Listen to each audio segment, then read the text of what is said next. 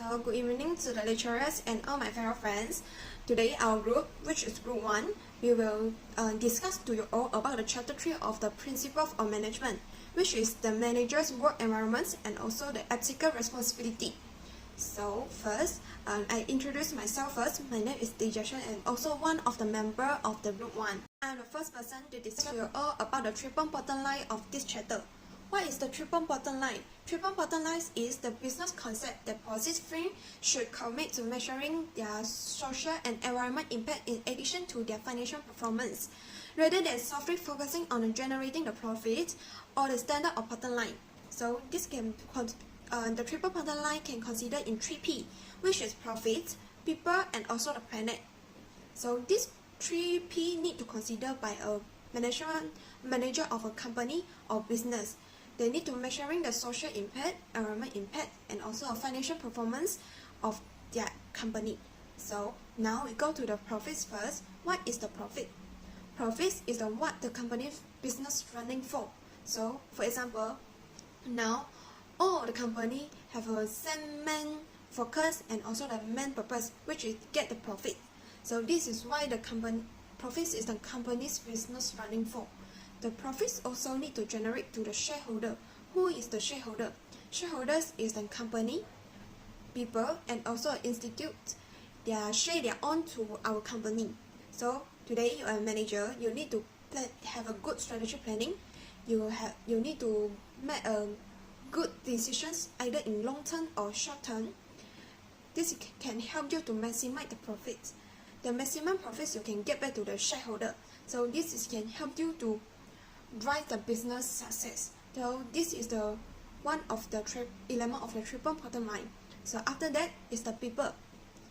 What is the people in triple bottom line say is business societal impact and commitment to the people. Distinction between the firm shareholder and also a stakeholder. Strive to generate the value for those who own the share of the company, and also creating a value to the shareholder and also the stakeholder. Today, you are the manager of a company or business. The relationship you and the shareholder and also a stakeholder is very important by you creating the value to them. So for example, you need to manage your company and to produce a product that can be satisfies the customer and also create the value to them. So customer is also considered in the the stakeholder. So this you can maintain you and the stakeholder relationship.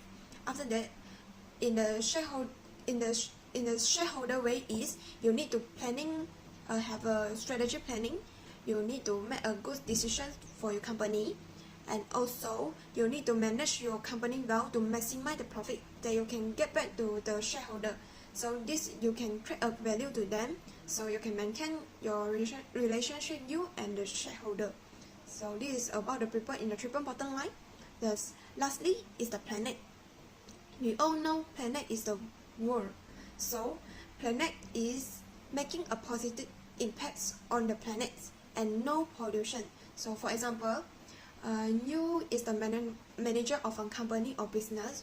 You need to make sure that your product that you produce is not give the negative to the environment of a social or community. You need to make sure there is zero pollution to the planet. So this is also say that is the green development. So this is also about the planet of the triple bottom line. So now I will pass to my other group member. So thank you. 3.2 Stakeholders inside the organizations. Stakeholders means the people whose interests are affected by an organization's activities, including the internal stakeholders and the external stakeholders. Internal stakeholders means the people who have an important stake in how it performs and the power to shape its future in organizations. For example, employees, owners, board of directors. For the external stakeholders means those who do not directly work with a company but are affected somehow by the actions and outcomes of the business. For example, clients, customers, investors and shareholders, suppliers, government agency, and the wider community. 3.3 Stakeholders outside the organizations. Some forces in the task environment may be able to control, but the general environment cannot be controlled. The task environment means consists of 10 groups that interact with the organizations on a regular basis. For example, customer, competitor, suppliers, distributors, strategy allies, employee organizations, local communities, financial institutions, government regulators, and the special interest groups. For the general environment, means that force of the general environment can affect long-term plans and the decisions. For example, economy, technological, social-cultural, demography, political, legal, and the international force. Hello everyone, my name is Kalisvari. So today I would like to present the subtopic 3.4 about the ethics and value in effective management. So ethics are the standard of right and wrong that influence behavior. So these standards may vary among the countries and also culture. Ethical behavior is the behavior that is accepted as a right as opposed to the wrong according to the prevailing standards. So there are 6 most common workplace behavior that consider ethically misconduct. So the first one is conflict of interest. So a conflict of interest occurs when the potential for the person benefit to the friends or family for you to make the best decisions for your organization that you're representing. The second one is abusive behaviors. So these are the behaviors that serve to threaten or to intimidate others that contribute to the hostile work environment.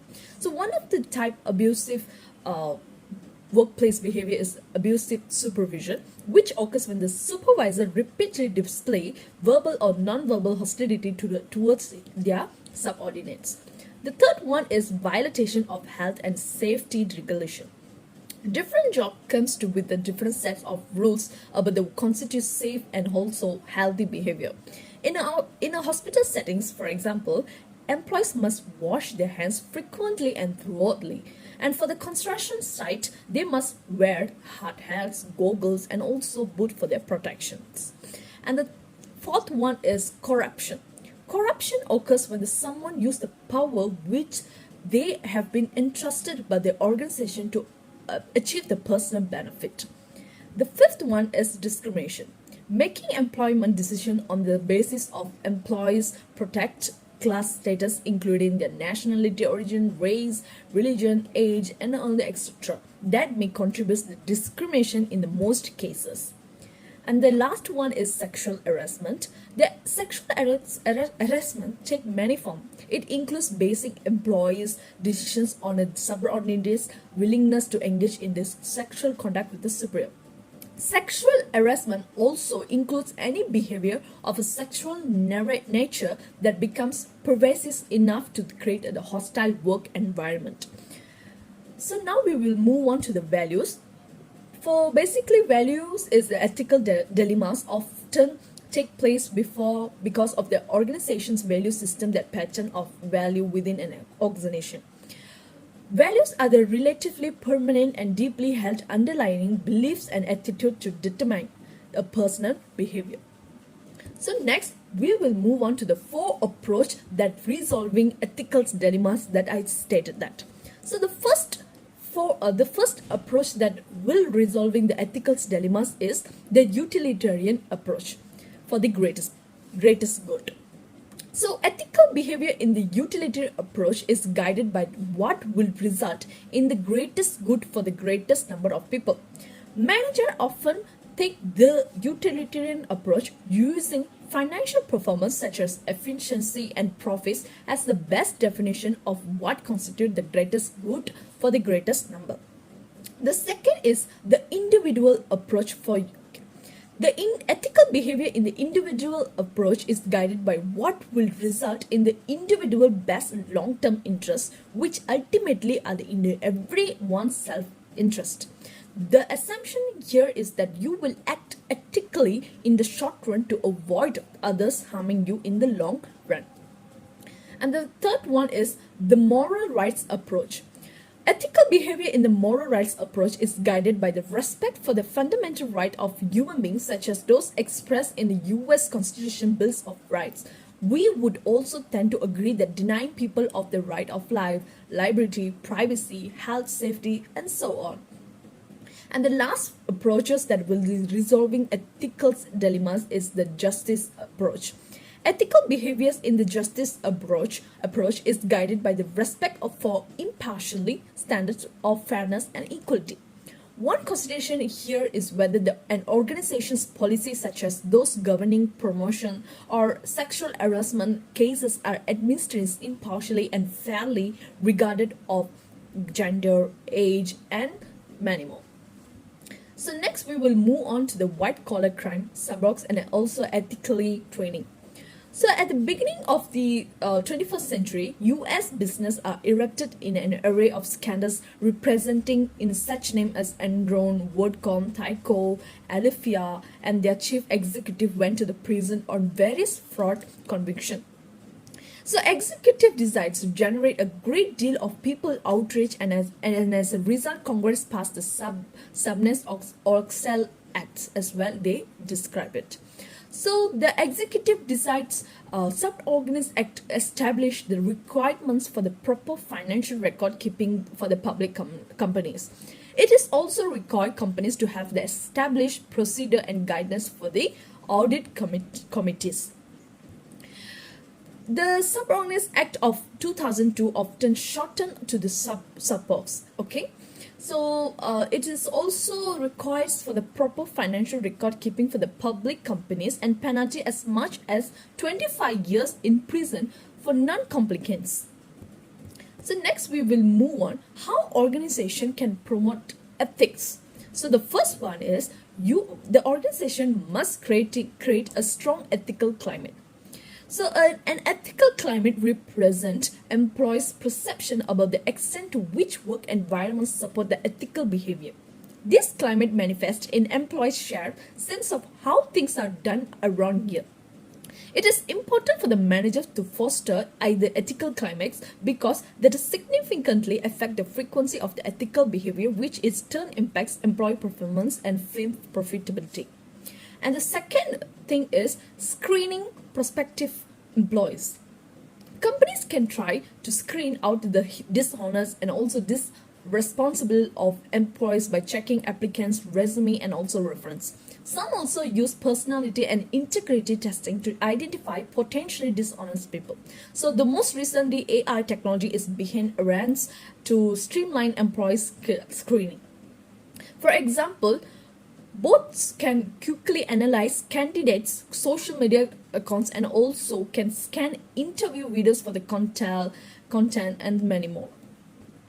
The third one is instituting ethics codes and programs. A code of ethics consists of a formal written set of ethical standards guiding an organization action. Most codes offer guidance on how to treat customers, suppliers, competitors, and also other stakeholders. The purpose is to clearly state top management expectation for all employees. And the the fourth one is rewarding ethical behavior, is protecting whistleblowers. It is not enough to simply punish a bad behavior. Manager must also reward ethical behavior as an encouraging, which we will call as whistleblowers. A whistleblower is an employee or even an outside consultant who reports the organization misconduct such as health and safety violation, waste, corruption, and overchanging of customer to the public. And the last thing is using a multifaceted approach. The four suggestions offered above highlight the needs of organization to promote ethical behavior by addressing both individual factors such as personality and organization factors such as training, reward, and system encouragement. There is abundant evidence to suggest that unethical behavior stems both from the workers' personalities and their work environment. In short, it is not enough to screen out the bad apples. We also must repair the bad barrels and prevent the good barrels from rooting this. So, thank you. 3.5 The concept of social responsibility and its role in today's organization. Have 5 types of social responsibilities. The first one is corporate social responsibility. The top of the pyramid is raised up the economy, legal and ethical obligation. According to the top of pyramid, starting by the below is economy responsibility, legal responsibility, ethical responsibility, and philanthropic responsibility. Economy responsibility is explained about do what is required by global capitalists. Legal responsibility is explained about do what is required by global stakeholders. Ethical responsibility is explained about do what is expected by global stakeholders. And the last one is philanthropic responsibility is explained about do what is deserved by global stakeholders. The meaning of be profitable is expectation for international business. Obey the law is obey the law of host country and international law. The meaning of be ethical is taking host country and global standards into considerations. And the last one the meaning of to be a good global corporate citizens is the host country expectations. Is social responsibility worldwide opposing and supporting viewpoints have two viewpoints which are against social responsibility for social responsibility. Against social responsibility is focused on maximizing profits, fail to provide goods and service, benefit the stockholders, create jobs, and expand economic growth. For social responsibility is concern for society's welfare and corporate profits. Moreover, another types of social responsibility undertaking philanthropic, not dying rich. Andrew Carnegie says he who dies rich touch disgrace. Furthermore, one type of social responsibility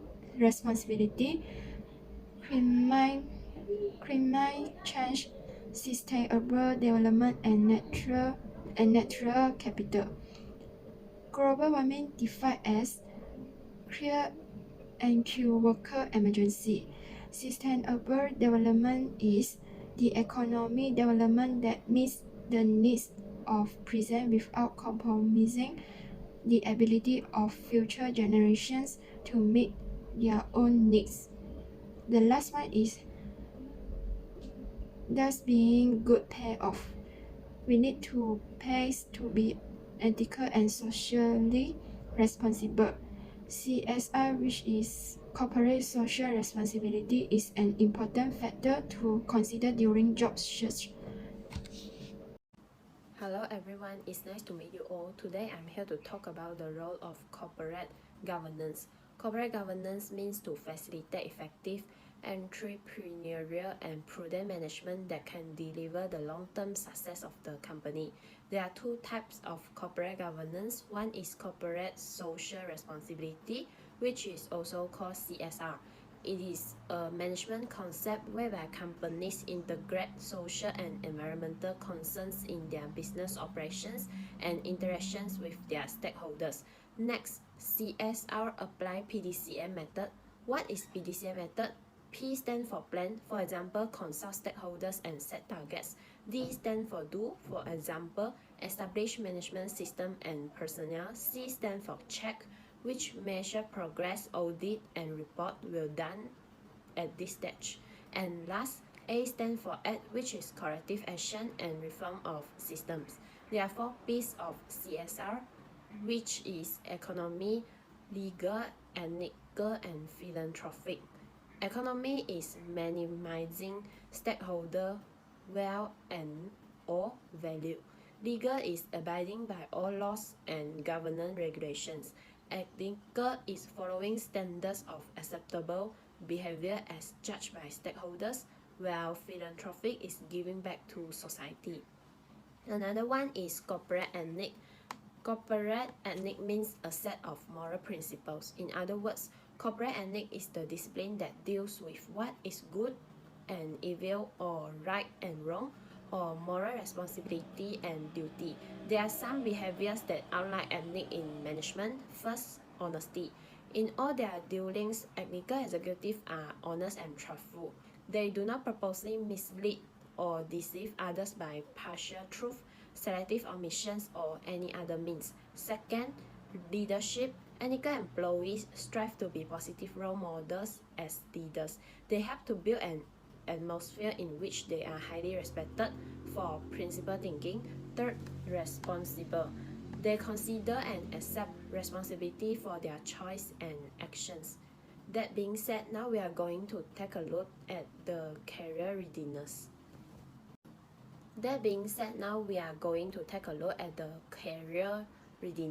Core. There are 7 competencies in the center of the model are necessary for success. No matter what career path you pursue, such as critical thinking, leadership, oral or written communication. Second, knowledge. Skills in the knowledge category generally refer to as hard skills, encompass the basic knowledge employers expect you to possess. Soft skills. We define soft skills above as interpersonal or people skills needed for success at work. Attitude. Attitude are beliefs and feelings directed towards specific objects, people, or events. More formally, an attitude is defined as a learned predisposition toward a given object. Other characteristics such as resilience, which is ability to bounce back from adversity and to remain motivated when confronted with challenge. That's all for my presentation. Thank you for your attention.